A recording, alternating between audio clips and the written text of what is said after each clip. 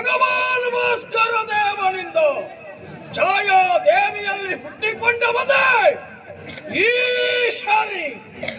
ಹುಟ್ಟಿನ ಉದ್ದೇಶ ಧರ್ಮ ಸಂಸ್ಥಾಪನೆ. ಪ್ರಪಂಚದಲ್ಲಿ ಧರ್ಮ ಕ್ಲಾನಿಯಾಗುವುದನ್ನು ಅರಿತಂತಹ ಶ್ರೀಮನ್ನಾರಾಯಣ ಧರ್ಮ ಸಂಸ್ಥಾಪನೆಗೆ ಭೀತಿಕಾರಕ ಶಕ್ತಿಯೊಂದು ಬೇಕು.